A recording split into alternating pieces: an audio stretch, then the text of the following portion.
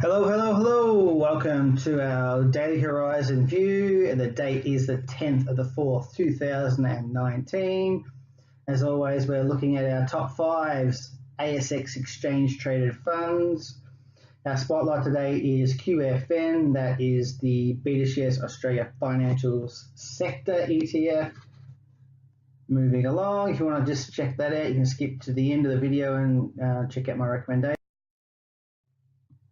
A quick overview on the markets. We had effectively a flat day, so we're up 0.02% at 63.16. Information, tech, industrials, real estate, financials, consumer staples, all up marginally. We had some moves up marginally for gold and silver. The rest were mixed.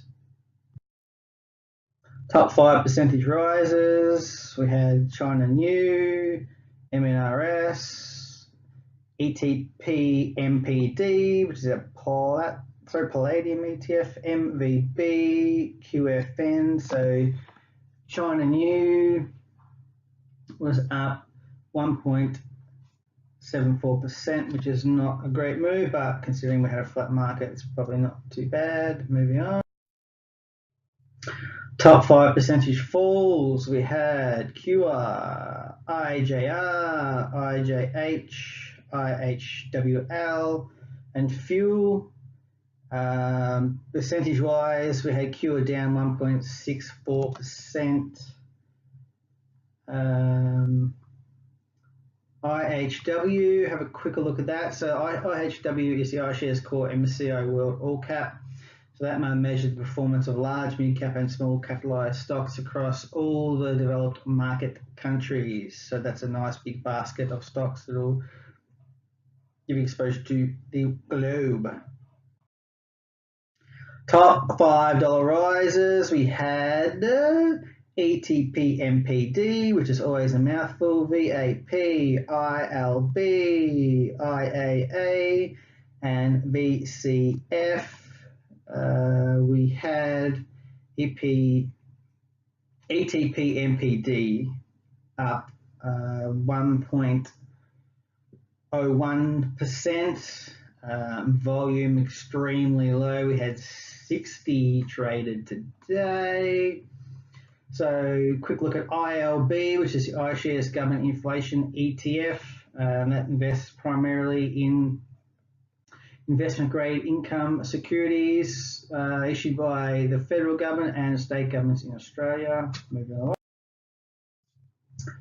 Top $5 falls. We had IJH, SPY, IVV, SRJ, and VTS.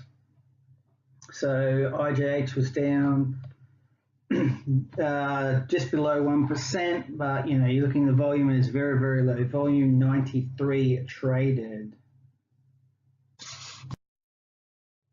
Top 5 number of trades. We had STW, VGS, VAS, VTS, and IEU.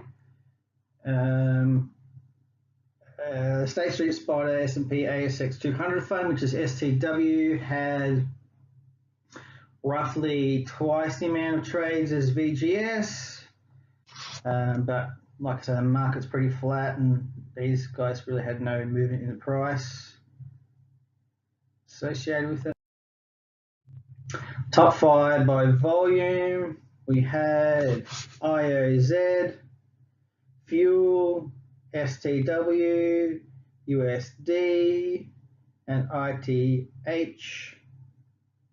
ETHI, I should say, dyslexic. Volume, we had just below twice the amount IOZ traded than above Fuel. So quickly, IOZ is the iShares Core S&P ASX 200 ETF. Quite popular ETF. Bit over $1 billion market cap for that one. Top 5 for volume. STW, IOZ, VGS, VAS, and IVV. SCW really only marginally above IOZ. So as most people know, SDW is the State Street Spider S&P ASX 200 fund. That's probably the most popular of the 200 funds track the top 200 in the ASX, and that one's got roughly 3.6 billion inside. Market cap. So our spotlight today is ASX QFN BetaShares Australia Financial Sector ETF. So QFN tracks the performance of the index, provides exposure to the largest companies involved in the financial sector on the ASX, but that excludes the real estate investment trusts. With a single trade, investors can get exposure to entire universal stocks in the index. Holds the largest financial stocks on the ASX, including the big four banks. Financial sector has typically exhibited high income yields relative to other sectors. So if you're chasing yield, not a bad place to be looking. So you can benefit from the dividends and the franking credits from the underlying stocks. So our net asset value is 10.51. Current price was 10.54, so we're trading just above net asset value. Management fee is quite reasonable at 0.34%. You get a dividend semi-annually in January and July. And current forecast dividend yield is 4.6%. So as mentioned before, investors get in a single trade, you get exposure to all the big financial companies on the ASX. This is an index tracking fund, so it's not actively managed, and that's why you can keep the fees down. As I said, the fees are quite reasonable. So investing in the ETF is more transparent than, say, a mutual fund, because you can actually see your net asset value every day. So you just hop onto the website, you can check all that information like I do when I'm doing my research. And as always, you're purchasing the units on the ASX, so it's quite straightforward. In my opinion, this is another way to invest broadly in the financial sector via ETF on the ASX. So it allows you to take advantage of the relatively stable dividends. Whether they stay stable or not is another thing. We'll have to look at another day, because it looks like the market might be changing a little bit. So as mentioned before, or touched on before, heavily exposed to the big four banks. They make up 68.8% of the index.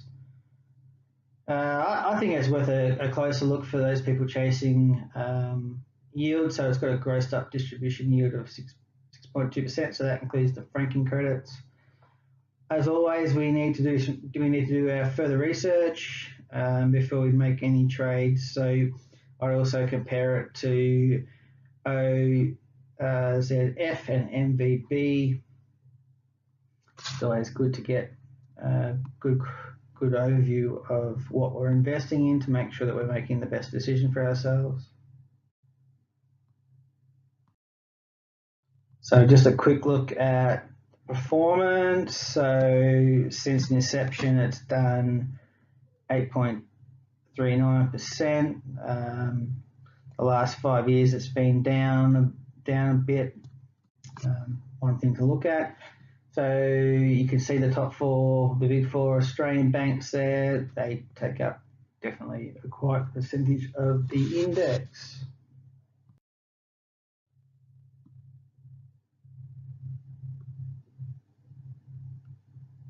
So we're not promoting any particular product here. It's all information, and we need to do further research for yourself, and obviously taking your own objectives and financial position into account.